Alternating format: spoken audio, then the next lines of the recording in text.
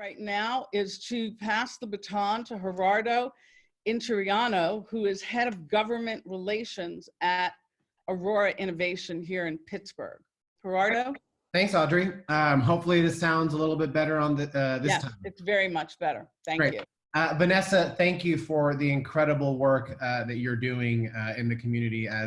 As a parent who has 3 kids here at home, it's my respect for the work that teachers do every day and for all the work that they're doing right now to make sure that remote learning continues has only increased.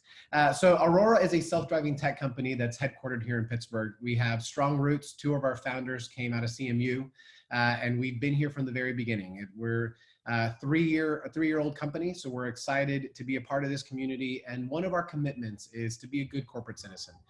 So when we saw the announcement on the Pittsburgh Technology Council's website that there was a need in the community, we started to do a little bit more digging, and we realized that there were over 7,000 students in Pittsburgh public schools alone that are not going to have access to a laptop to be able to join and participate in remote learning when the school district begins that process on April 16th.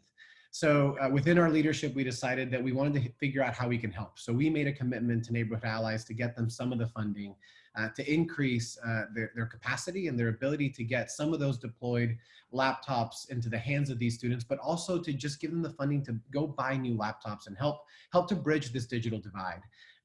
We reached out to the Pittsburgh Technology Council, and within the 3 organizations, we thought this was a great opportunity for the tech community to come together, for us to work with some of the other organizations here in the community that do incredible work. So we decided that the best approach was to do this together, to work and build a coalition that would be able to help to begin to bridge the digital divide. Are we going to be able to eliminate it? Probably not. I hope so, right? But it's going to take massive amounts of effort and resources to be able to do this across our communities. So together today, what we're announcing is a $200,000 match. Thanks to companies like Google and Verizon, to the Grismondi Family Foundation, to the Mellon Foundation, to the University of Pittsburgh, we put this funding together to go to the community and say, hey, work with us. Help us match these dollars to get them to the organizations like Neighborhood Allies that need them the most. And so with that, I want to introduce Todd Underwood, who's one of the site leaders for Google here in Pittsburgh, and talk a little bit about their commitment and their priority on this project as well. Thank you, Gerardo. Todd. Hey, can everyone hear me? Hi, Todd. Yes. Hey. Looking Hey, good. good to see you. Good to see you all. Yeah, we're super excited to be joining this effort. This is a fantastic, typical of Pittsburgh. This is not any one organization doing it separately. This is all of us doing it together. We had started hearing from our employees about this effort. Many of our employees here in Pittsburgh, of course, have students in the Pittsburgh public schools, people who, kids who didn't have computers at home. And as we pivot towards this learning at home, that's obviously not going to work. So we're excited to partner with Aurora and all of the other contributors at a $25,000 level to start.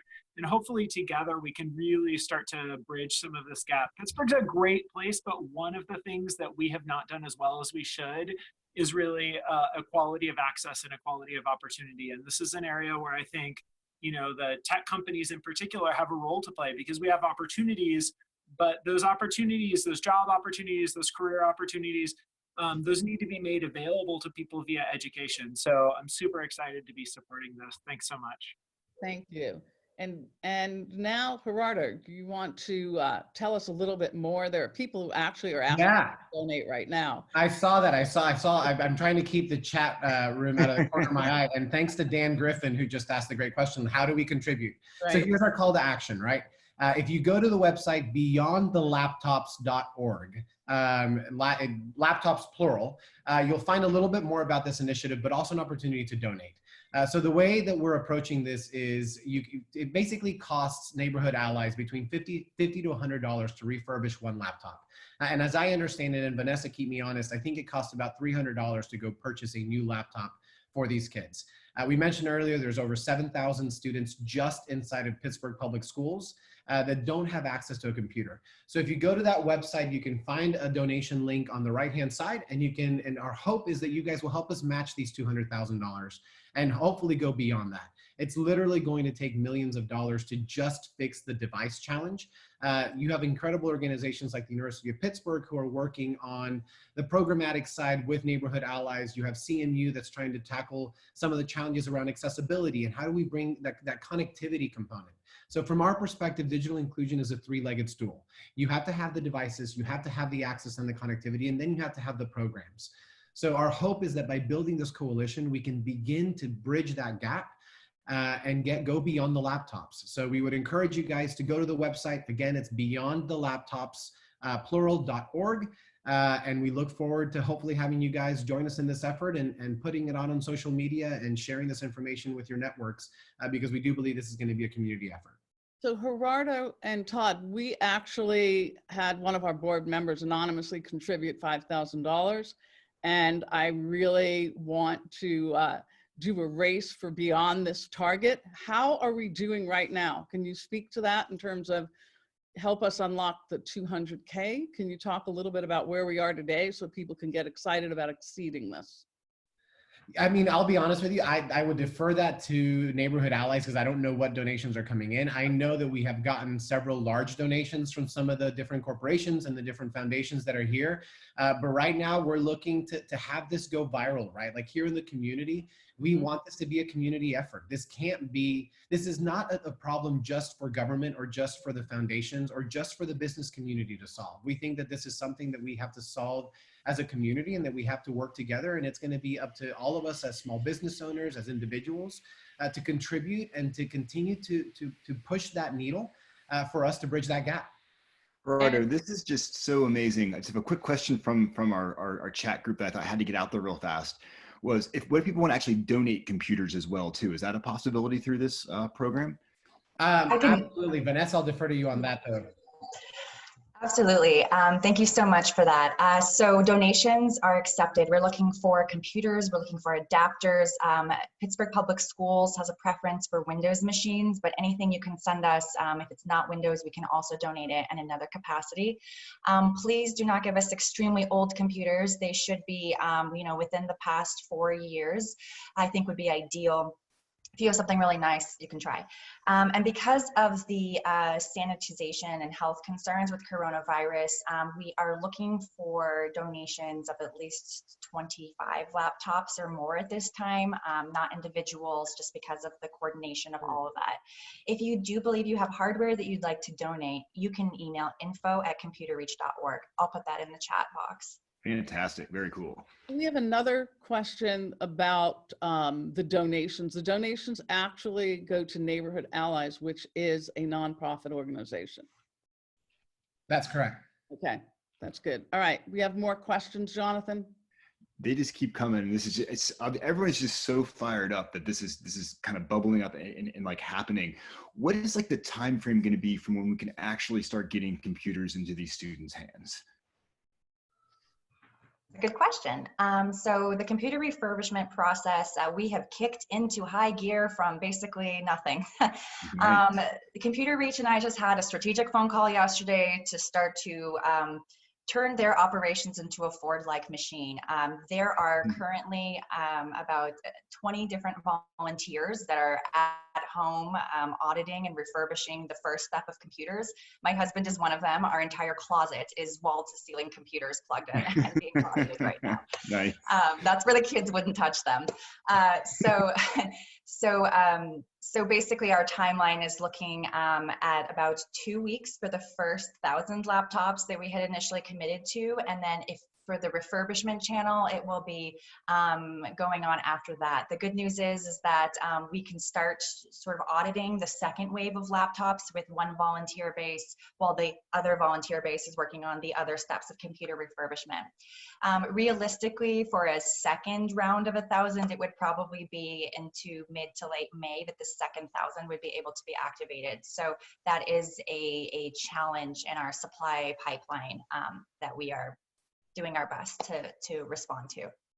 So we also have a question about these laptops. These laptops are going into the Pittsburgh Public Schools solely, is that correct? That is not correct. We Incorrect. are using, so the Pittsburgh Public Schools is going to receive the bulk of it. The Pittsburgh Public Schools has their own prioritization process for how students get laptops. And they have their own process of putting images or basically like an operating system on each of those Right. machines.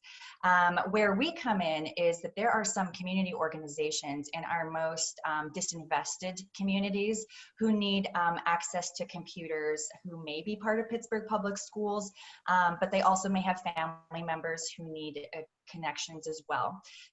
We are working very closely with Pittsburgh Public Schools on this, however, and what we're doing effectively is burning the candle at both ends. So while Pittsburgh Public Schools goes through their typical process, we are at the other end prioritizing some of these areas that are the most held behind with the digital divide. And then what we do is we reconcile for those people that we have serviced, we take their student ID numbers to make sure that there's no double dipping and that they are checked off on Pittsburgh Public Schools databases. So, thank you for that. Is there a number? I like to work with numbers. So tell me, is there a number of laptops that we can get our arms around? Is it 7,000? Is it 10,000? Do you know a number? Yeah, I have a pretty good estimate. So Pittsburgh Public Schools in their most recent results was looking at a need of about 7,500 laptops just for them alone. That was with about 75% of Pittsburgh students, families responding. And then outside of that, we've tallied a need of about an additional 1,000 or so. And we're just talking about the bounds of Pittsburgh and Wilkinsburg, which is Right. part of the Pittsburgh School District, another community in extreme need. So if we wanted to go outside of that, you know, the need is astounding in the county. The most recent census, which was not very recent, but 10 years ago, estimated that there's about 75,000 families without computer access in Allegheny County. So we're going to get ready to bring Mayor Peduto on, and I want to give a huge shout out to the work at Neighborhood Allies. Absolutely, big Being props. such a good partner and seeing the entire demand. Gerardo from, Aurora Innovation, as well as Todd at Google. We can't do this without you. We're just glad to be here to help create this momentum, and your leadership really matters, and we're asking the tech community to really stand up. So thank you all. Don't go away. You can still be with us, but I wanted to pass the baton and now introduce Mayor Bill Peduto. And I really appreciate you, Mayor, for taking the time with us. This is an initiative that we are really trying to create, a contagion across the community, a positive one that will take us to get people the tools that they need, and our students most importantly. So thank you for being here, and I hope you're safe. And why is this so important, this private partnership here that we're talking about today? Well, first, Audrey, I'm not Daniel Gilman, so if the name is appearing, I just received his Gmail. Oh, it doesn't say, it says, oh, it does say Daniel Gilman. Okay. Sorry, Daniel Gilman. Okay, this is Mayor Bill Peduto. Just a couple of things. A global pandemic is like the ultimate stress test. It pushes boundaries for government, for organizations, for individuals, that basically becomes your resiliency test.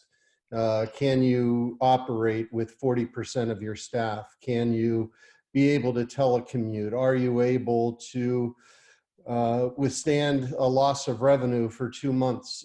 All of these different tests show where there may be cracks in that wall of a society, of an organization, or of a government. One of the things that we realized pretty early on was that when we looked at telecommuting and teleeducation, there were many people who would be left behind. That they didn't have the opportunity that others would be able to use or utilize. Now, if you think about it during a time like this, when it's absolutely necessary, it becomes a necessity for all of us to work together to find a way to do it. Government can't solve it alone. And to be honest, government's job should be to help to bring together those that can. But on that same side, in that same discussion, imagine just trying to write a report in 9th grade without access to the internet. And now think about that disadvantage that you're working from on a continual basis that's systematic and relying upon more and more technology to be adapted into every part of pre-high school education. And people just don't have the tools to be able to do it. It's unfair. So as we look at these big challenges that we can now see in crystal clear everyday life, whether it is the growing homeless community in downtown and the corporate community of downtown, taking a leadership role in trying to find a way to create an all-season, low-barrier shelter. Or we look at hunger throughout our county and wonder why people in this day and age are still going to bed without a meal, and see what the restaurant business and the hospitality industries have been able to do to deal with that issue. Now it's time to look at our young Pittsburghers and to try to find a way to give them the same opportunities that all kids have. Not a hand out, just a hand up in order to be able to compete competitively. Give them a chance, give them an opportunity. And what better organization to lead that than our tech community? So as we redefine what tech industry looks like now on a global basis, we shouldn't only be doing it through the science and the engineering and the technology. We should be looking at how that tech community can pull together to help to provide the social services that make us a better city as one. What better time to do it? What better time to be able to put a positive spin on this horrific part of history? And what better way to show the true way of Pittsburgh by working together to get that job done? Well, I mean, that's spot on. That's eloquent. We're passionate about your leadership and helping us pull this together. I'm passionate about trying to be the connector so that we can, raise the tides for all. It's not that simple. No. It's very complex. We're not trying to gloss it over, but really we want everyone to have new computers, right? Have the access to the best. And that's what we're working on here. So, with the leadership that you've been listening to prior to you getting on here, I think we're on the road, but our target right now is really pretty big. It's a big number. And there's lots and lots of students that are in our region, not just in our city schools. And I can see right now on our chat, Mayor, since you've been on, that people are actually contributing. They're writing checks. I see Big checks too. Big checks too. Thank you. No, It's awesome. I just want to say this. Thank you. It's real dollars, and there would be nothing more prouder than for these students to actually get the most current technology, not just last year's technology, but the most current, because we want definitely them to be in our world now, not in a hand-me-down world. So we appreciate all of this, and we're going to hold ourselves accountable to this, Mayor. We're going to hold ourselves to try to do this. So if there's any way you can help us get the word out in terms of the leadership at Aurora Innovations, and with Google, for example, some of our two, significant stakeholders here in the tech ecosystem, we would really appreciate that. So Audrey, that means you don't want my Osborne OS3 with the dual floppy drive. I do. 5.25 inch. Take that one. Monochrome screen. I will take that one because I could probably get good money for that. Yeah, No, that's worth something. It's not worth anything. Okay, I know that you're extremely busy. I really appreciate the time that you have and all the work that you've been doing during this surreal times. And I'm glad that you're well. I don't know if there's any other questions, but we probably have a minute before we bring Dr. Hamlet in. You're welcome to stay and listen. I know that you're busy, but I plan to. Yeah. Jonathan, are there any questions that are directed towards the mayor? Not towards the mayor exactly. I mean, actually, yeah. I mean, just possibly. Let's just get it out there because I think this is a really important one. So the access to Wi-Fi during this as well too. How are we going to ensure that we have some new equipment that it's going to actually connect? So one of the things after we get past the public health component of this, that I want to reach back out to PTC about is looking at building out a system within the city of Pittsburgh, finding partners through our universities and hospitals in order to be able to create. We can't do what Chattanooga did. We can't create our own private system that then competes against industry, but that doesn't mean that we can't create a backhaul within this city to be able to do some pretty amazing things. And as we're looking at Columbia Gas ripping up the streets, People's Gas ripping up the streets, we'll be putting up new LED lights, the Alcasan projects, the PWSA projects. We should have a system of systems in place that's running conduit and understanding what that conduit will be delivering. And I would hope that PTC could put together a small group of experts to be able to help lead us with that. If we do that and we connect our fire stations and other places, we may be able then to hit those homes of people in low-income neighborhoods that otherwise wouldn't be able to afford it. Well, I take that as some of my marching orders. So, so thank you for that. Thank you. We, first of all, again, deeply appreciate your time, your support, any ways to share this. It really matters. This stuff really matters. And if everyone wants to do things that have an impact now, even more so than ever before. Thanks So for we're the thrilled by this. and Thank their you. leadership. We are going to pass the baton now to Dr. Hamlet, and I believe he should be on. Yes, I am. There he is. Where are you? I am here. Are you? Yes. So Thank you. thank you. Thank you for taking the time with us this morning. You can see we've got a packed house. We've got lots of questions, and we have people who really care about the matter at hand, and we want to make sure that you get what you need and that the tech community is standing next to you as we start to work through this iteration. Awesome. So before we get started with the questions, I first want to thank Mayor Peduto for his leadership during these trying, unprecedented times that we're dealing with right now. Also, County Executive Rich Fitzgerald as well as our Harrisburg delegation and our city leadership, city council as well, for all their leadership and support they're providing and being the conduit to get what we need for our students. So thank you to Neighborhood Allies, Vanessa, who has worked closely with our team for the support you have provided. Thank you to Pittsburgh Technology Council for bringing awareness to the need, and special thank you to Aurora, Google, and all the donors, CMU, Pitt, moving 23,000 students from a brick and mortar classroom instruction to remote learning at any time requires significant planning. We are doing this in less than a month. So it's a monumental task, but not an insurmountable task, especially when it comes to meeting the needs of our children in our community. So we have to ensure that we are meeting the varying needs of our students. One of the things we want to make sure that they get a free and appropriate education. That's making sure we pay special attention to our special education population, as well as our EL population and our most vulnerable population of students who are in poverty as well.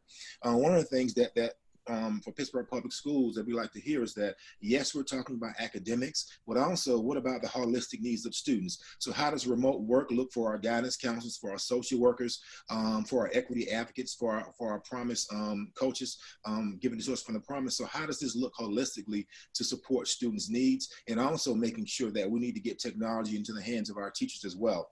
So again, thank you to everyone. This is a monumental task, again, that is not insurmountable, especially when we come together as a collective community in Pittsburgh and Allegheny County to meet the needs of our children and our communities during these trying times. So let's peel back a little bit and let's dive in and say, how is it working today? How is it going? Tell us about the day-to-day. I mean, you're a source of so much stability, including very basic level, which includes food security. And how are you working to fill the voids? I mean, let's just start with food. Absolutely. So one of the first things when this began for me, talking to my executive cabinet, is that we had to make sure that we feed the children. We have a number of children, I would say the majority of our children, that rely on that breakfast and lunch as their two of their 3 meals they get for the day. And so we wanted to make sure we would provide that food security for them. And so we began to put that plan in place by grab-and-go sites.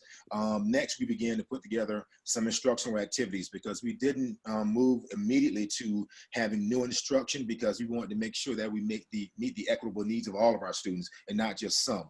So we began to put our instructional package together at those grab-and-go sites as well. But also we work with some community organizations that open their doors as well and acted as food distribution sites also. So that's one of the major things that we want to do. Again, provide food security in this time of instability, but also begin to make sure we address the holistic needs, academic, social, emotional needs of our students. And how are the teachers? Because we care deeply about them.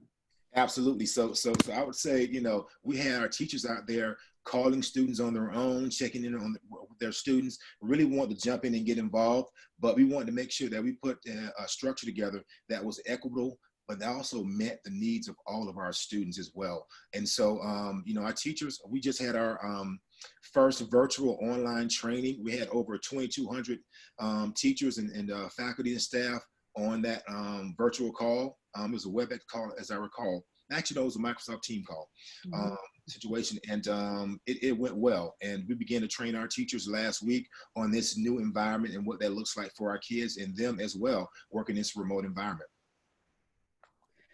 So across the country, I mean, this isn't particular to Pittsburgh, but across the country, students are facing disruption to their normal education, not just in K through 12. But do you think that we run a chance of having a generation of children that lag in their academic performance and their preparation? Or do you think this is the inverse? So I would say, let's think about, we always had the summer slide. Some of our most vulnerable population of students, they lose learning during that time because they don't have the support, intellectual stimulation at home they need to have to continue their learning. So we know that's out there. So now put in the second semester slide, I call it right now, right? So now we have a second semester slide. Kids aren't in school learning right now, but also that summer slide as well. So hopefully we'll have an opportunity to have summer dreamers. We're already having conversations of what doubling or tripling summer dreamers enrollment would look like, so we can try to meet some of our most vulnerable populations of students to lessen that second semester and summer slide, but also looking at supports we can put in place for the fall, via some after-school activities, enrichment programs, academic programs for all of our schools to kind of get us back up to speed of what we lost during the second semester in the summertime. So again, hopefully we'll be free to do this and be able to do this in the summertime. We're just hoping so, but we're still thinking, having forward thinking and putting options in place and making plans and different plans for different options that we have. So can we, Jonathan, can we jump? We have a lot of questions. Can you jump to a few of the questions? Absolutely. First off, thank you for joining us today. Answer some of them. Yeah, absolutely. So, I mean, obviously, so how's curriculum going to be changing now? I mean, obviously, things are going to have to shift pretty wildly with being online and so forth. What are some of the major changes that we can expect? Number one, a major change, again, kids will be able to access their lessons online, but also we still understand that there's a technology gap as well. And I think Vanessa mentioned, you know, the supply and demand. I think every school district in the nation is trying to get computers at this point if they don't already have them. Yeah. So that supply and demand. So we had to come up with a way that we can provide instructional package to our students who don't currently have technology, and what that looks like. So we have actual physical packets that we'll be distributing to families, but also they'll be able to access the same content online. Teachers will be available and have office hours. Kids can call in. And so I want to make sure this is understood. This is asynchronous learning when it comes to Pittsburgh Public Schools. So it's not synchronous. Teachers aren't delivering a lesson, again, because we don't have all the kids that can access the technology and be online. So it'll be a office hours situation. Teachers will be available for kids to call in or log in via the computer or call in on the phone to that same Microsoft Office classroom that a teacher will have and get support, help, and feedback they need to complete the lessons fully. Wow. So are there any thoughts about turning it into a year-round school program at some point? Year-round school as far as remote? I've assumed just an education in general. Yeah, I'm just pulling up from our chat session over here. It just seems like, I guess, with Well, I think as we move forward, this is a great opportunity, as Mayor Peduto said, to bridge the digital divide and make sure we get access and technology to all of our students. Because again, we know that some students need additional support when they get home. If they had computer and access, we can provide some tutoring at home. We can provide some online activities for those students. So again, this will help support further growth academically in our students. Absolutely. Very cool. And how can people chip in and help right now? Is there something that the tech community can do, just besides trying to get these computers? What about helping to mentor kids? Or are there programs that people can be part of to keep kids, learning all summer long? And so that's something that we're working on. So, right now you guys are doing an awesome job. Thank you. We appreciate it, the support.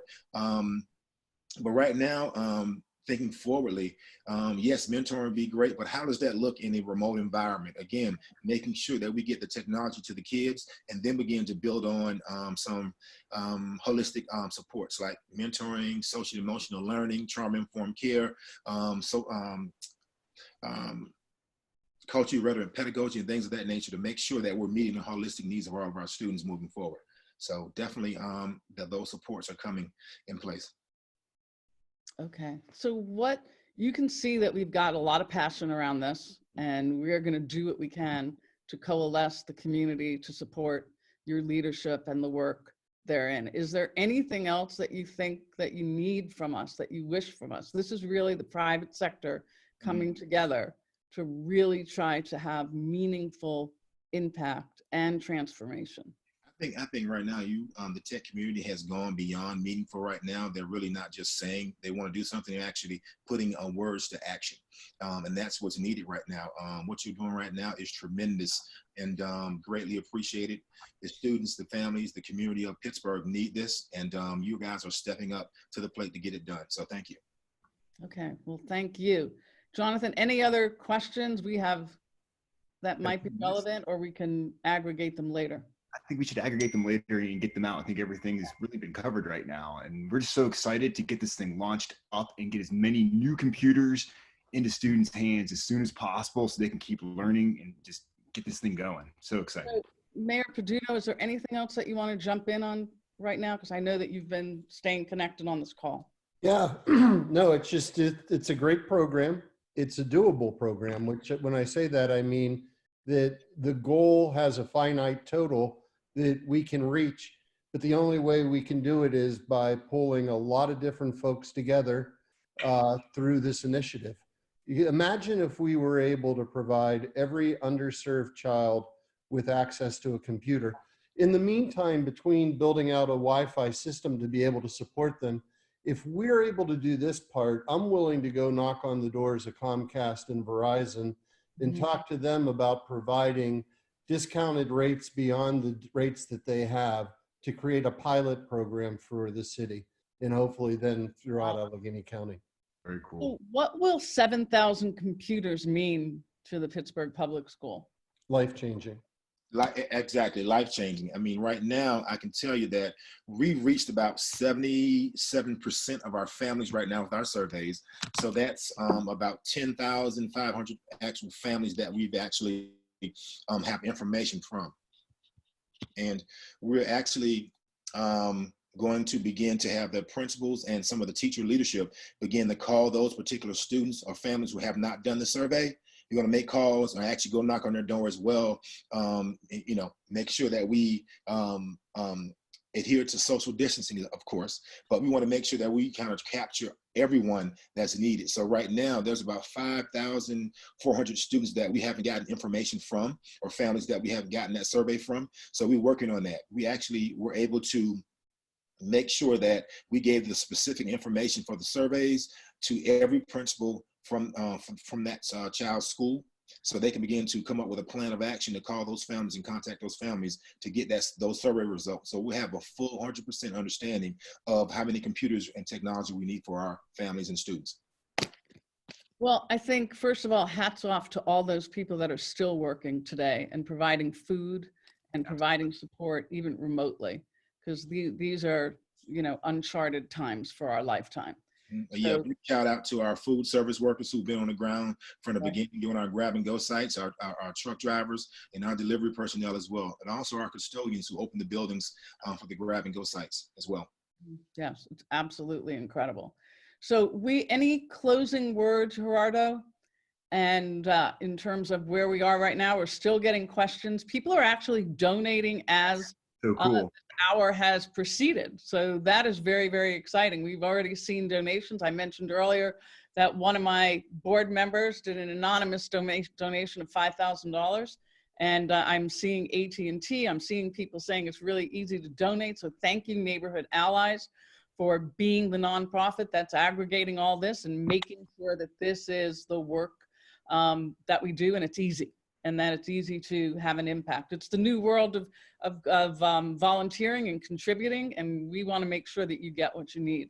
So Gerardo, do you want to add anything to this before we? No, I mean, look, it's inspiring to be a part of this community and to be able to do this effort together, right? This is something we do together as a community. And I think it's important to get this website out and to try to get it into the hands of as many people who are not just in the tech community, who will have an interest in solving this problem. I think this is something that folks will understand, and that the impact can be fairly immediate. If we can get as many computers as we can into the hands of these kids, to the point that the mayor and the superintendent were making, like it's a life-changing impact that we can have in their lives. And right now there's many things we cannot control in the current crisis, but we can certainly control this, and we can have a difference. Very cool. Well, I am going to wrap up, but I want to say I'm very proud. I'm very proud just to stand alongside all of you as you drive this. Thank you, Google. Thank you, Aurora. Thank you, Mayor. Thank you, Superintendent Hamlet, for just being part of this community. I think that we're up to the challenge. I actually think that the tech community is up to the challenge. So this session, if you want to tell other people, is recorded, and it will be up later on this afternoon. We will make sure that you have the links to the site. That the site actually looks fantastic. So thank you all for that as well, for moving so quickly. So as we close, I do want to give an appreciation for Huntington Bank and for AT&T for making it possible that we do this each and every day. And we're not finished. Tomorrow, we're going to have a special guest of Christina Casotis. She's the CEO of the Airport Authority, and we're going to get an update in terms of what's happening out there and what she's working on to make sure that we're prepared for the future and what we're doing tomorrow. And thank you. Stay connected to the Tech Council. We're working feverishly around the clock to make sure in these interesting times that we are creating business as usual. So this is Audrey Russo and Jonathan Kirsting and Brian Kennedy behind the scenes, who's made the magic happen here at the Tech Council. So thank you so much. Good stuff, everybody. So proud to be doing this work. Let's do it. Let's do more. Thank you.